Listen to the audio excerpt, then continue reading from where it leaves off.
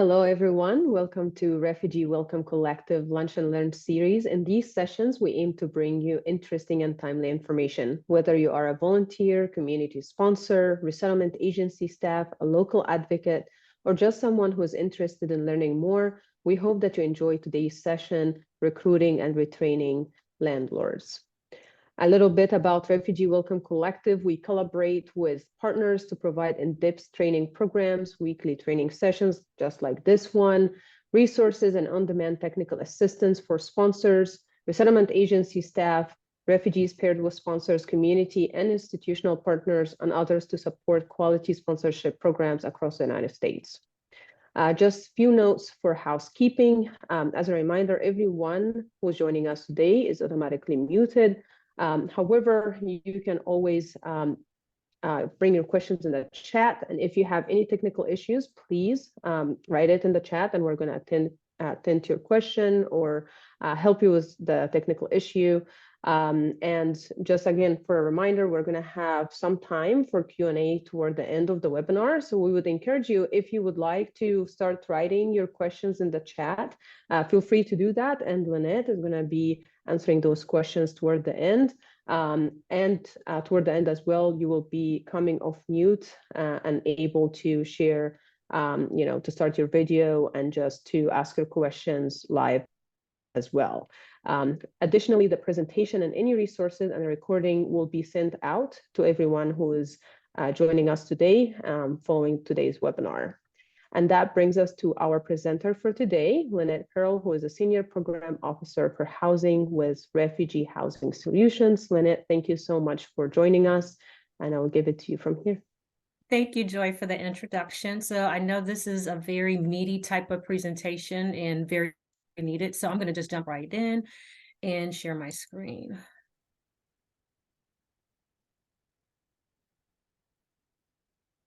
Hopefully I can get this going.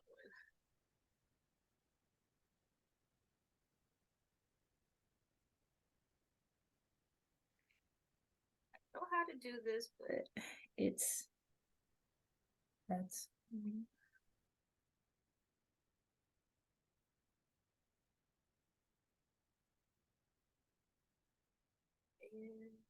can you see my screen? Can you guys see my screen by chance? Yes. Okay. Yeah. Let's go ahead. So I want to give a brief overview who we are, not too much, but Refugee Housing Solutions, we are part of Church World Service, and we're part of the Capacity Building and TA Assistant Project. And we were designed to address the challenges described through innovative, affordable housing solutions nationally and locally. So in our first year, we were created as a cohesive strategy among the 10 national resettlement agencies, while expanding our partnerships to other stakeholders such as landlords, property managers, hotels, in order to increase permanent housing availability and affordability for refugees and newcomers nationwide. So let's jump right into this. Because of the shortage of affordable housing in the process it takes to house a client, we recommend that a designated staff member with a specific experience should be dedicated to landlord relationships. And the reason why, because it's just so much. When you look at a designated housing specialist, I do recommend that this person oversees the outreach and recruitment efforts. This should be part of their, probably 50% of their job, managing housing providers' relationships, and they should be the point of person for housing providers. They should be this internal go-to person regarding housing. This is so important. They should be knowledgeable about the housing in the market area that they're actually trying to recruit landlords. They should be a good negotiator, because right now, because of the shortage, you see a lot of rent gouging. And it's important that whoever you do hire for, if you do have the funding, this person is a good negotiator at rent, and they have a salesperson attitude. Unfortunately, this is a competitive field. You wouldn't think housing at-risk populations, especially newcomers, with they've been through, that you have to compete for housing, but you do, because there are other high risk populations that need to be housed. So this person has to have a salesperson attitude. They have to sell your program to a potential housing provider and also be able to explain the resettlement process. I have found that a lot of potential landlords are hesitant to rent because they truly don't understand the resettlement process. So that's part of recruitment, that this person has a salesperson attitude, and also they're knowledgeable about community resources and social service agencies. And I start off with this because I've noticed in the resettlement field, a lot of case managers are doing the housing specialist tasks, which can be very overwhelming for one person. The housing person, like I said, specialists to focus just specifically on the housing providers, recruitment and support of the housing providers, and establishing relationships. And also, depending how skilled this person is, they should oversee the housing tasks, such as doing the move-ins, inspections. They should know how to do inspections, lease-ups, and move-ins, and even be available if there's a situation to be a conflict mediator between the actual property manager or the housing provider and the tenant. I want to kind of highlight the difference. A case manager should primarily focus on a resettlement support system, the housing stability plan, and the client self-sufficiency. Of course, if you split these positions, they should work together. However, in order to really have an effective recruitment plan, I really highly recommend that you have just a housing specialist just to focus on that and work in conjunction with the case manager. I do know, again, it's easy to say that you can have an actual position. Funding is the biggest hindrance in actually getting that position. However, I want to point this out. There are some things that are available where you can focus on if for a funding possibility to fund a housing specialist. I do know some United Ways, they do have grants for housing navigators to help with that because they're feeling the crunch too with the housing crises. Working with your continuum of care, I know some continuum of cares that actually provide again, funding opportunities for housing navigators, which it will not come out of your budget, but you would have to show that it's sustainable for your organization and how that navigator can be used to help with housing recruitment. And I do also recommend, there's a lot of silos in resettlement, working with your development department, getting them to fundraise for that position, because the position is very important, as you can see with the shortage. You need someone full-time focusing just on housing. Again, working with the intern, a graduate student, I would recommend someone who's trying to earn an MSW. This is a good way they can get their clinical hours in, helping you with the recruitment efforts.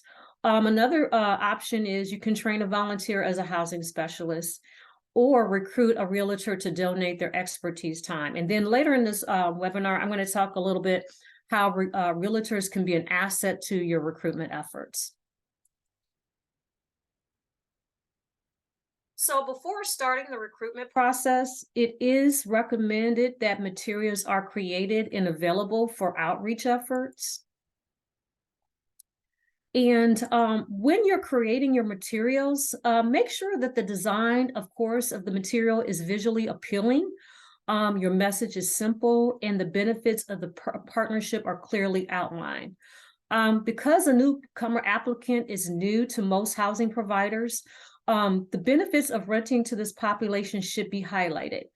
For example, highlight the fact that they are the most vetted applicants that they will ever receive, with a village that supports their success. That's one thing that a lot of resettlement agencies are not highlighting when they're trying to convince a housing provider to rent to a newcomer. You should really shine on all the support services that they have.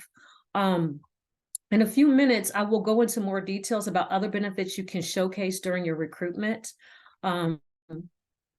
Here are some examples of some materials you can create for your outreach campaign. I do recommend that you create an outreach letter and email. It should highlight, again, your organization's vision, mission, and services, and again, the benefits of the partnership. and what available incentives that you guys can offer them if they come on as a landlord. One thing I do recommend too, if you're going to do a lot of actual face-to-face outreach, is to have a landlord outreach packet. And that packet should include a one-pager fact sheet about your program, but also highlight the successes. How many newcomers you have worked with and housed, and also how many landlords you're working with. Also explain the resettlement process, benefits of the partnership again, and a letter of support from partnering landlords. If you currently have landlords that you've been working with and they're satisfied with your program, ask them for a letter of support, because that has an effect on a potential landlord, because they want to know a perspective, not from your perspective, how successful you are, but from another landlord. Another thing, of course, obviously brochures, flyers, business cards. I do recommend that you create a landlord recruitment video, and I'm going to show you an example of that. That recruitment video can be used for your website. You can put it on your website, but also when you're actually doing outside presentations, you can also use that landlord video. And of course, you can have swag. Not only does it help with advertising your organization's mission and brand, but it also makes an impression on a potential housing provider by reminding them that your agency is there to provide vetted, supported tenants. If your agency swag, I do recommend, has a house-shaped silhouette or image. This link can be strengthened on the novelty, like of pins, house-shaped mouse pads, or coasters. So wherever you can afford, but these things have a profound effect when you're giving them out to do outreach, or you're going to speak to a potential landlord and you leave your information there. And guess what? If they have a pin, they're constantly looking at your agency's name, or if they have a mouse pad and they think, oh man, I was very impressed with that organization. So you always want to make sure that you have swag with a house silhouette if possible. And here's an example of our recruitment letter. Again, it has agency vision. This is the letter that I sent out, email I sent out when I was trying to talk about refugee housing solutions when we were launched last year, and give the call for their support to be potential landlords. This example recruitment letter is in our recruitment toolkit. I'll talk a little bit about it later after the presentation, but anything you see in this presentation, our toolkit covers. So I'm just going over the highlights of it. So if you missed something, yes, go back and look at the webinar, but we actually have a toolkit that you can look at to see the sample letters and the things that I'm talking about that goes into the recruitment efforts a little bit deeper. And here's an example of an actual landlord that we do work with. And here's an example of a landlord recruitment video that you could possibly mock or replicate for your actual website. And hopefully it'll play. And I thought I had the code in there and it didn't. I apologize for that. I should have probably had Grace double check to make sure my YouTube video worked. But I do encourage you to go to our website, because this video is on our website if you want to review it. But here I do actually have a testimony that a current landlord that we're working with, like I said, having written testimonies. And he says, working with the Afghan refugees has gone very well. The supporting agencies provide for a smooth process that meets all our standard requirements, while the overall program protects the interests of our owners and investors. This, again, I highly recommend any landlords you're currently working with. You collect testimonies for them, and this can be part of your landlord recruitment packet. So we're going to go into incentives. Again, incentives, it does vary by agency depending on what you can financially afford. So don't feel pressured to say, okay, I got to have this incentive. And some incentives that I'm going to be talking about or highlighting, it does take time to implement. You have to look at the risk of taking on some of these incentives. Incentives can be both non-monetary and monetary. They are valuable tools to make a business case for landlords to rent to newcomers. They can offset the potential or perceived added time and cost to landlords in renting to refugees and newcomers. For recruitment to be effective, it must make landlords feel supported and negatively affected financially if the tenant of any way.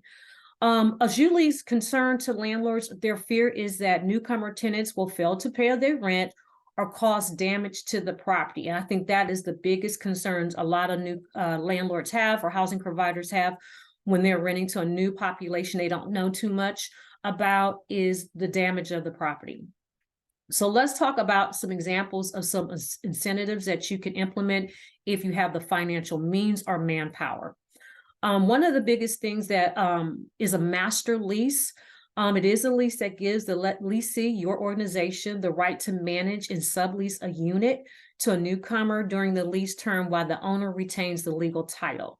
Now, there are variations of master leases, with the most common being that the leasee, your agency, will assume all responsibilities of the unit, including rent payment, guarantee, as well as maintenance and repair.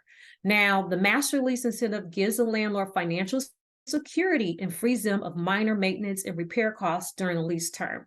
Now, with the master lease, this is a big on-take, and it takes a process to do a master lease. And of course, you would have to have the buy-in of your senior leadership, and it strategically has to be planned out. This is a very costly incentive. However, it's very effective. But again, this is an incentive that takes time to outline actually the requirements of a master lease. Each master lease will be different depending on your state. And then you also would have to do a sublease. And then you would have to have some financial backing just in case, again, if a newcomer or refugee does not pay the rent or they damage the rent, because you're taking on that risk. The good thing about Refugee Housing Solutions, our technical assistance team, we are working with a lot of resettlement agencies who are considering a master lease, because the goal is we want them to see all the positive and negatives and also do a risk assessment. So we do help affiliates who are considering this to do a risk assessment to see if this initiative is a good fit for them. Another thing is co-signing a lease. I've seen some agencies co-sign. Again, that comes with a risk as well. And then a rent guarantee fund, offering 2-month security deposit. And then one thing that would not cost you too much, it would cost you manpower, is have a conflict mediator. When I was in property management and I was a property manager, 80% of my time was spent on tenant relations and not operations. So you can offer a conflict mediator. Your housing specialist could be that person where you can sell that potential housing provider, say, look, if you have any issues with one of our tenants, one of our clients, I'm here to help with that issue. I'm here to help you. I'm a support system for not just for them, just as for you as well. So I can be that conflict mediator. And this does not cost you any money, but it does cost you manpower. But a lot of property managers would buy into that, because if I knew when I was a property manager, if I had an issue with a tenant, I could just basically call a housing specialist and they would help me work through that to make sure that the tenant was successful. That was a big sell for me. So just FYI, that's a good incentive that doesn't cost anything but manpower. Again, these incentives, I gave a summary of a few of them, but you can go to our tenant toolkit, which we dive deeper on how to implement them.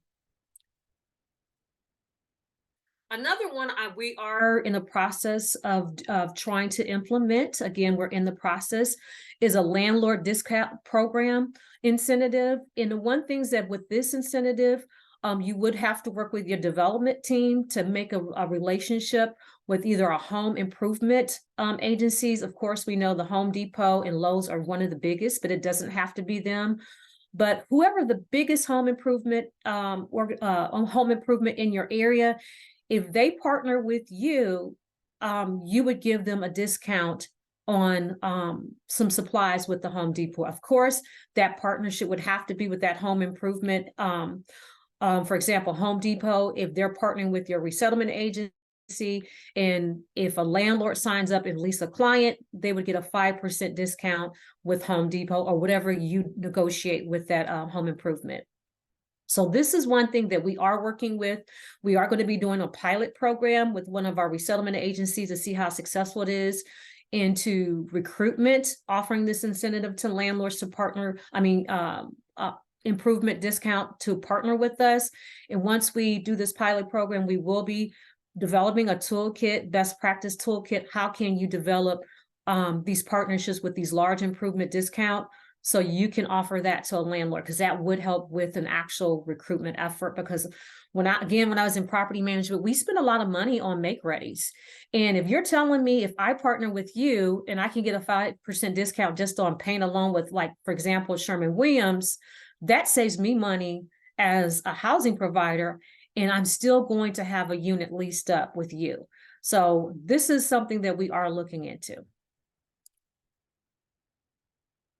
So let's go into recruitment. Due to the high demands for affordable housing for many people in the U.S., combined with ever-rising rent, it is essential for resettlement agencies and their service partners to have strong, successful housing partnerships. Even the best of circumstances, the landlord recruitment process, it is complicated. With rental property shortage, high rents, and often misunderstood refugee renters, recruiting and retaining quality housing providers interested in renting to newcomers is even more difficult. So in this section of the webinar, I'm going to go over some potential landlord recruitment opportunities.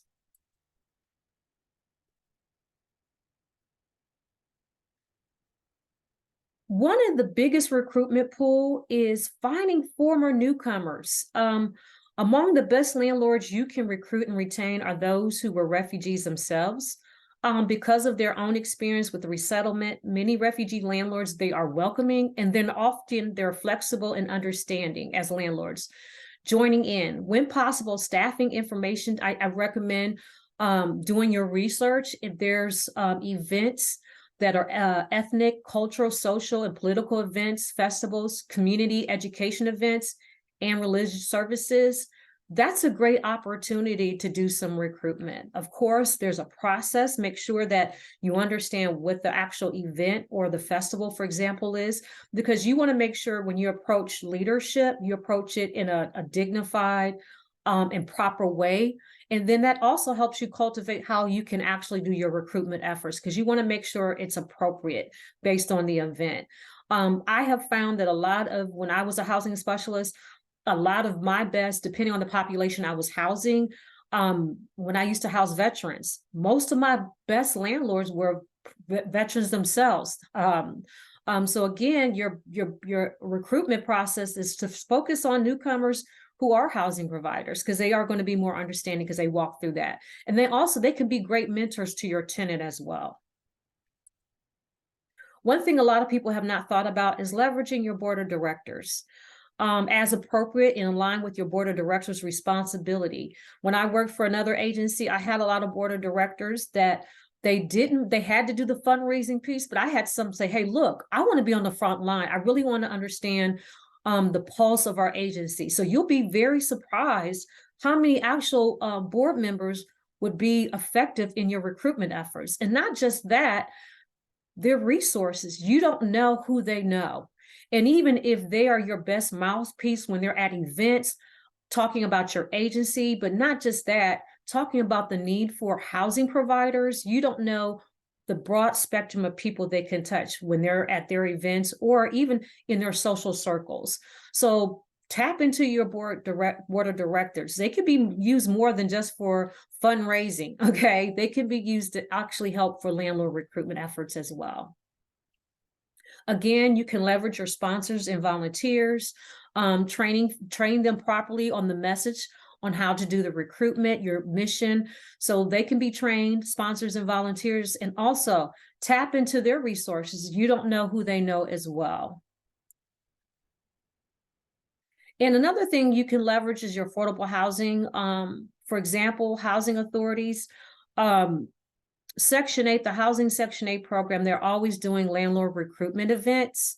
The reason why I used to have my staff attend those events is because, A, I wanted to know how they did their recruitment events. I wanted to know what their strategies were. But also there was an opportunity to network as well, because you would have a lot of landlords attend those events just to get the education to see what the requirements to be an actual housing choice voucher landlord. And some of them thought that the process was too stringent.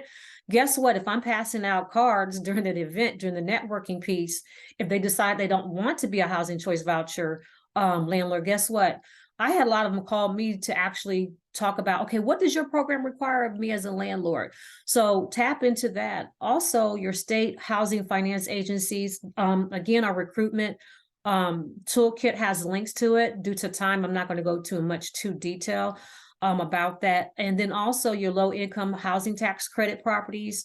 We do have a site where you can pull a report to see what are the low income tax credit properties are in your area. It gives you the name of the property and the address, and that is a way you can actually set up a recruitment strategy to reach out to them to see if they have some availability. And if you have issues pulling that report, again, at the end of the presentation, I'll give you my contact information and I can help you pull that report for your recruitment efforts. And the one thing is your faith-based organizations, your churches, your synagogues, and your mass. They're a great way to find potential landlords or have that call for the help. Again, I do recommend you do your research on that actual faith-based organization. There's protocols. Understand what their protocols are, who are the proper leadership to reach out to, because you have to have the leadership buy-in. You don't want to skip over leadership. I grew up Southern Baptist. Hey, there was a process. And once you went through that process and you had the buy-in of the deacons and of course the senior pastor, you're allowed to present. And a lot of times some of these churches, they will let you present at their during a time period where they do church announcements, or can you have an actual booth after church or at an event? Again, do your research so you'll know properly how to approach them on how you want to do your outreach efforts to make sure it aligns with what they're doing.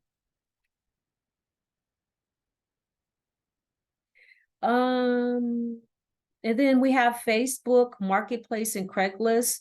There's a lot of recruitment you can do there. However, I want to add this caveat.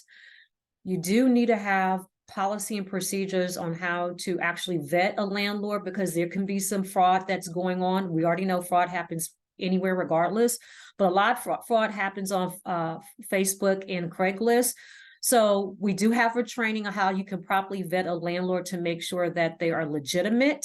So, but this is an area you can recruit for landlords.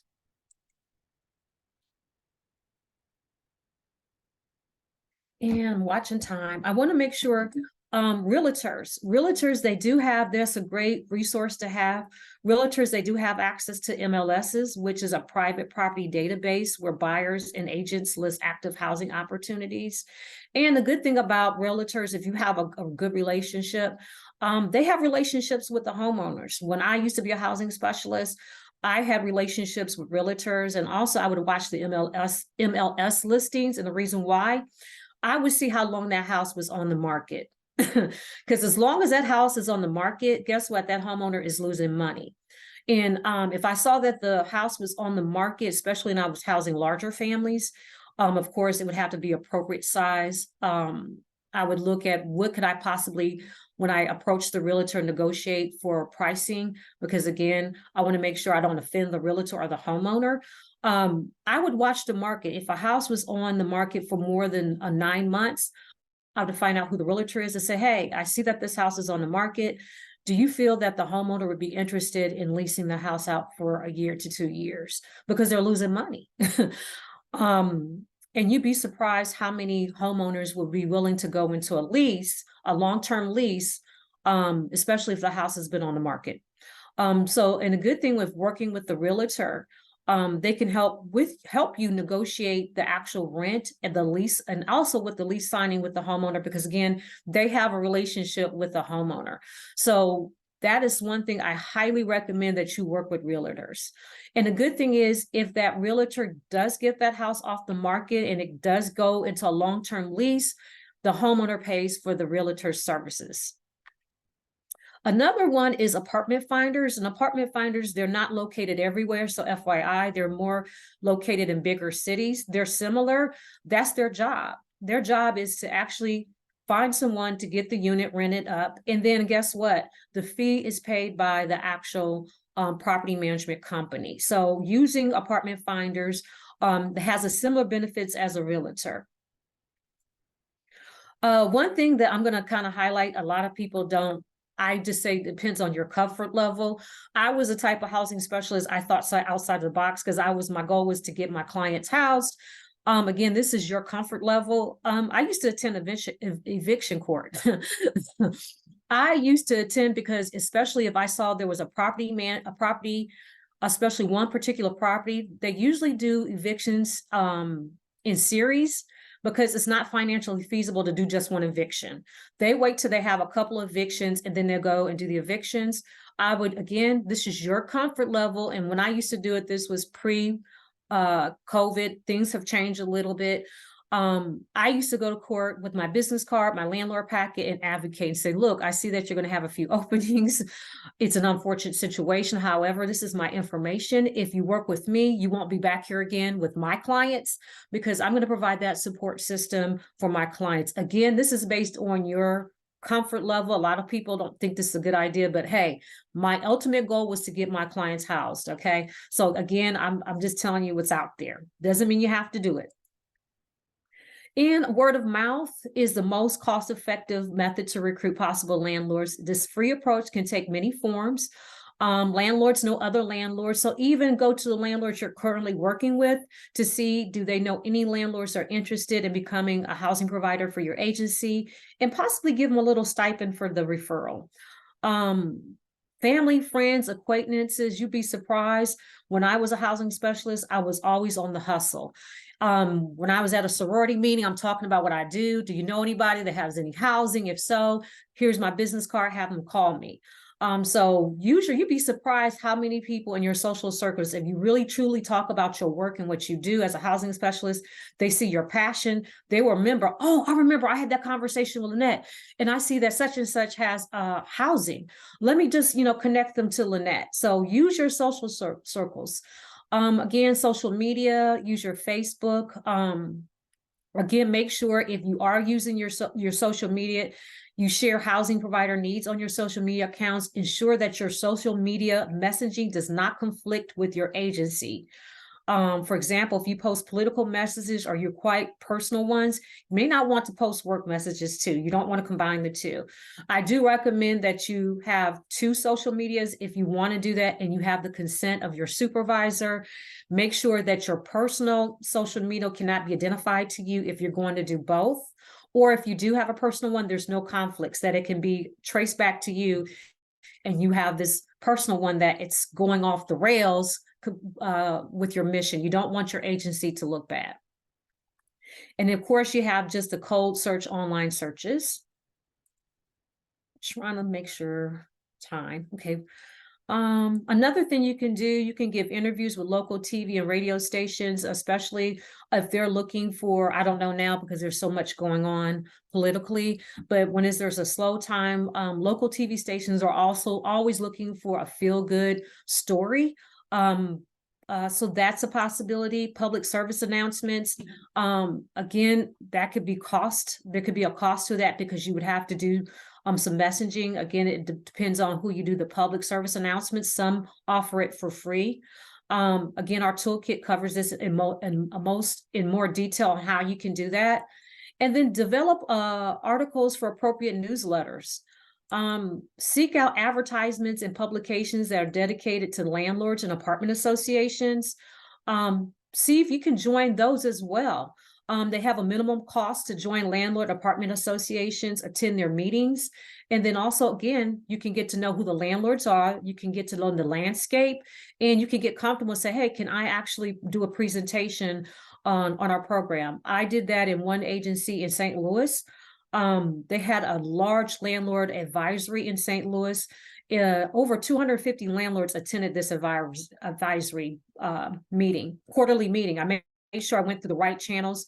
I talked about who we are as Refugee Housing Solutions, and they allowed me to do a presentation. So that's an option you can do, and I'm on their list. So anytime any landlords come up, I send them new information, but that's just an example. But I do belong to other landlord associations and advisories to talk about what we do. So that's something you can do for recruitment.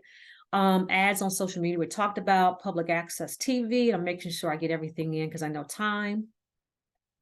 And we want to talk about networking. Networking is just important as doing the recruitment. One thing I do recommend is, again, go to your city council meetings. This is if you have the manpower or have senior leadership. You need to know who's in your district and you need to make yourself known and your agency known. I currently live in Kansas City, Missouri. The one thing I love about our city, our mayor, he is very cognitive of what's going on with the homeless problem. But the reason why is because all the nonprofits have gotten together and they're very active with the city. They go to city council meetings. They make their needs known. And you know what? That opens the city up to possibly apply for homeless funding when it's available and it's appropriate. So being involved. We talked about speaking at landlord associations and events. Attend your Chamber of Commerce. That is a good way to recruit landlords. There's a lot of business people there. Attend housing conferences. That is the one thing I see that a lot of resettlement agencies are not doing. Be strategic about it. You'd be surprised how many people are at these housing conference. I attended a large housing conference. I was a guest speaker. I put in a bid to be a guest speaker. That was the first time that actual housing conference had someone from the resettlement space. Of course, I partnered with IRC. She talked in depth about the resettlement process, and I talked about the call for landlords and how you can make your operations landlord friendly. So that is a good way to attend conferences. Some of them can be pricey. However, make sure you're strategic about what the housing conferences you attend, and also have a booth there. That's a way you can do recruitment. And service clubs conduct an open, virtual, in-person open house. When Refugee Housing Solutions launched, we actually created a virtual open house, and we sent the link out to potential landlords and also to resettlement agencies to let them know who we were. And Miss Grace, who's my colleague, she's on this call. She actually loaded it up on our website where people can go and see our virtual conference. So have one of those or do it in person. And I'm looking at time, Joy, because I have a lot. I'm going to fly through this advertisement.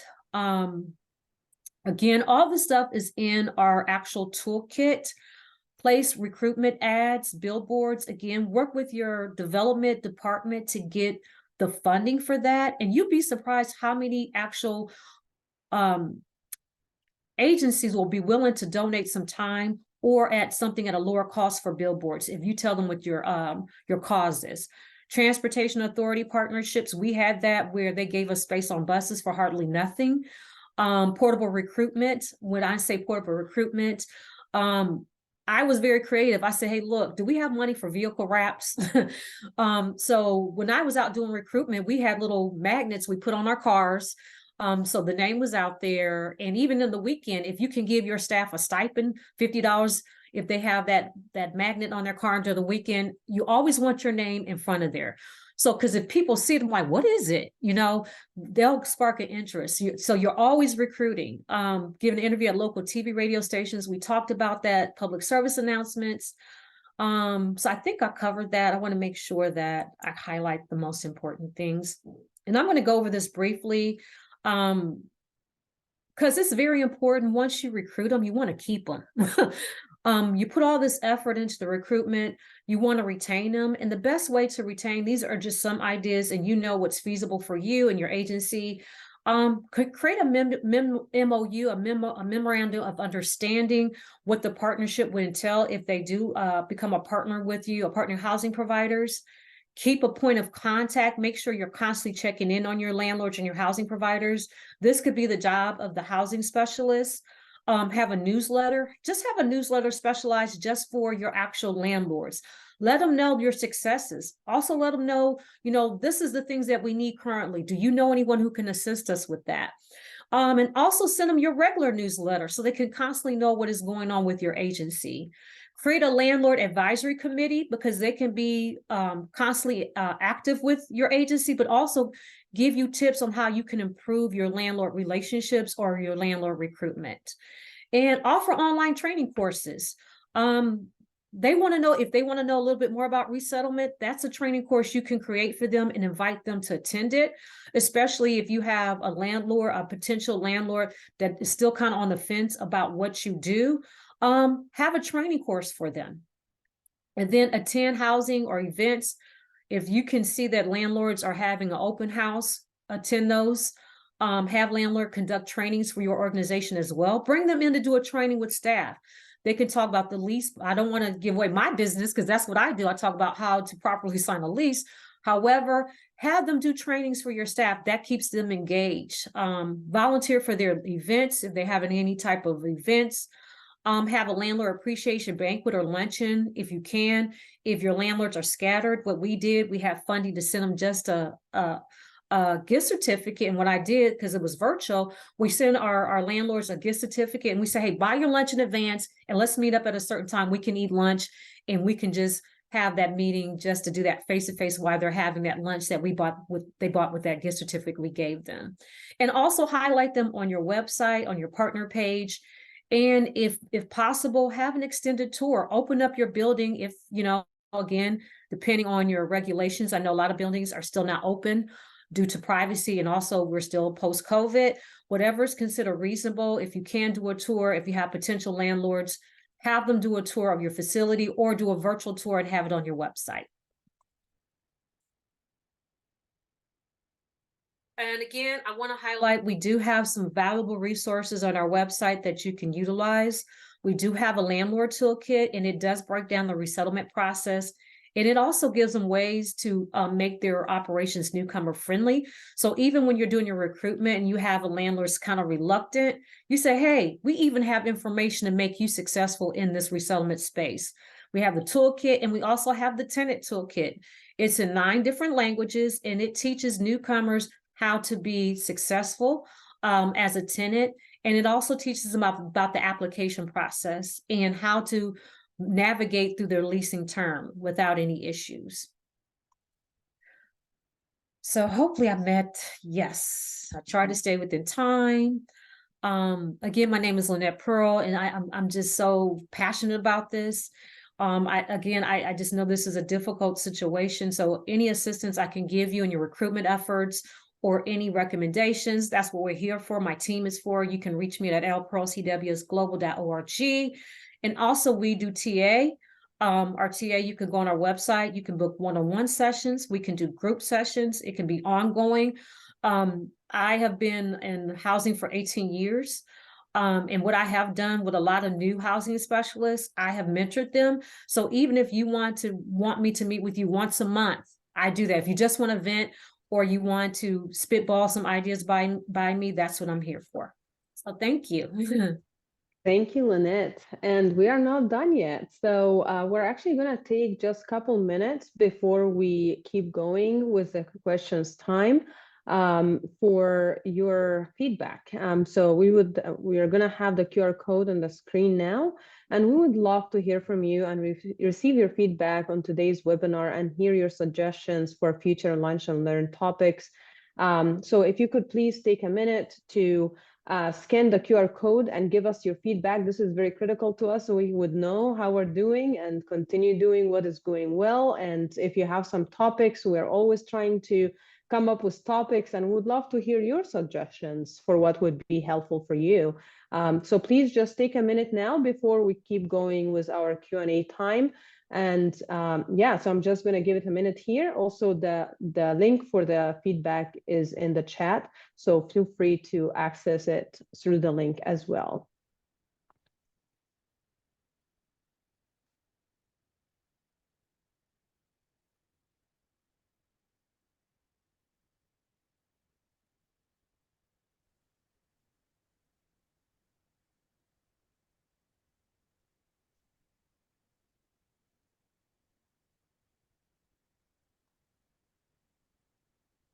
All right, we're going to post the feedback QR code in the end as well. So right now we're going to continue with our questions. So Lynette, we have some questions that are here in the chat. Can you access them?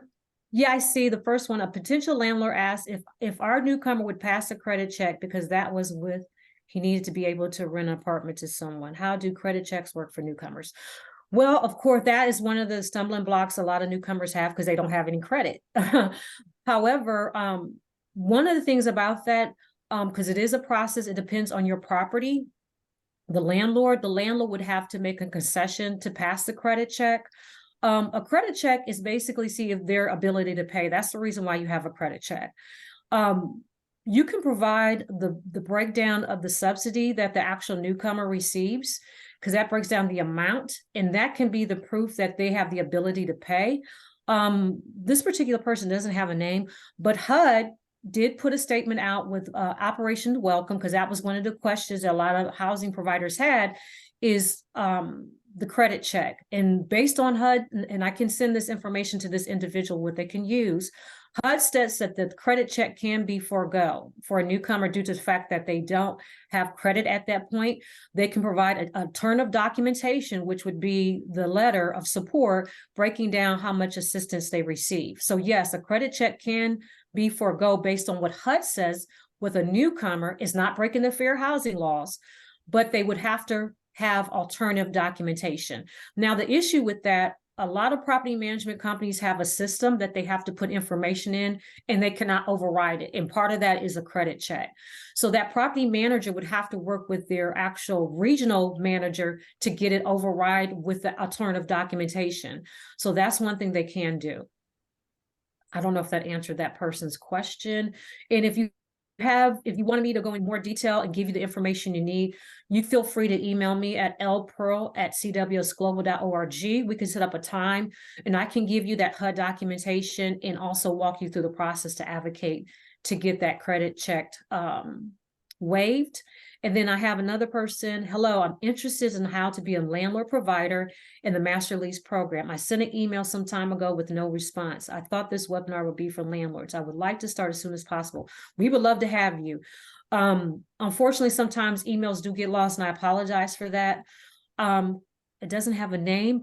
Again, please email me right now after this webinar, because I have some buffer time and I can connect with you. We can get that process started. I think that's Another question from Amber Kirk. Also, feel free to unmute. So come off mute and ask your questions. Now you have the ability to do so. So please feel free to just jump in and ask your questions as well. Okay, I see another one. Has HQ created a master lease agreement that can be used for potential landlords to sign in order for our office to lease a property be used as a welcome house for our clients? We are in the process of creating one. Headquarters have not gave a stamp on a master lease, and the reason why is right now we are piloting one with one of the CW's affiliates.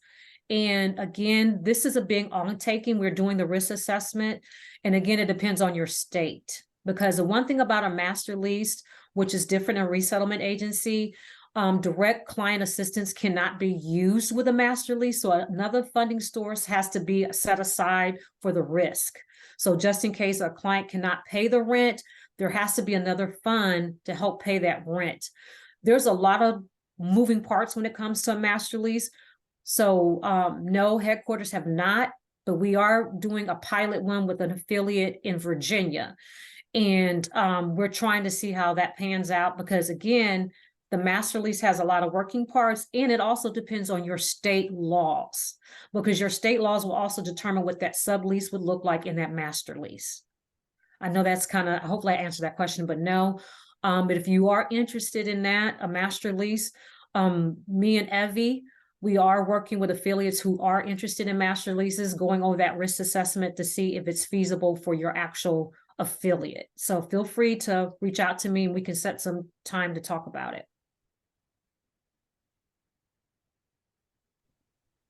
Thank you, Lynette. And we can continue to take any of your questions. So please feel free to drop your questions in the chat or to come off mute and to ask your questions.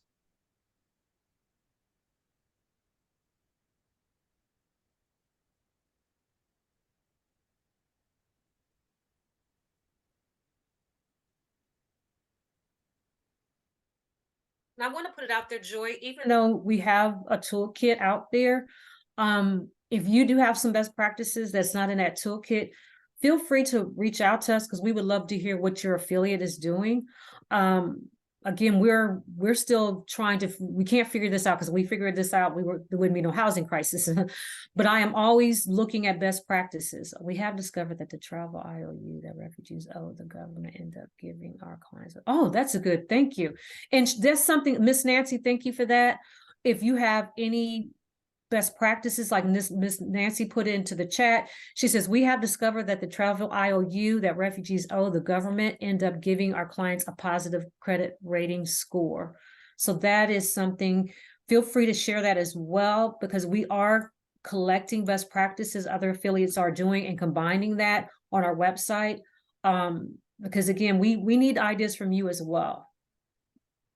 And the one thing I do want to kind of advocate for the master lease, even though it can be complicated, the one thing I love about the master lease, it gives the client a buffer to be successful for that year without penalty. If there's a hiccup, they won't be penalized. But once you work with them for a good solid year, and if you're holding that lease and you see that they are successful and they can manage their own lease, then you can work with that property management company to have a lease turned over in their name. And then they build their credibility up with you. And then then they can take on that lease.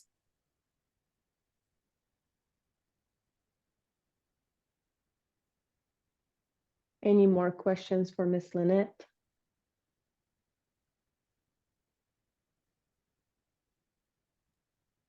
Thank you so much. This has been really helpful. Well, thank you. Again, if you have additional questions, I know everybody is, sometimes people are shy, they don't want to ask it in a group setting. You can feel free to reach out to me and email me, and or do a one-on-one TA session, or if you want to do a TA session with our team, feel free to book a session, but that's what I'm here for. Again, I don't know it all. I don't proclaim to know it all, but I'm here to help you and help you think through the process, because again, we're in this together. And another thing I would recommend, also you partner with another agency that house high-risk populations. Find out what their best practices are. I know your population is slightly different because there's some barriers that newcomers have that their population won't have, but just pick their brains and see what they're doing. I always want to see what other people are doing and see if I can tweak it to help my client. And I'm going to say this and I shouldn't say it, but one of the hardest clients I had to house was veterans. And I'm a veteran myself.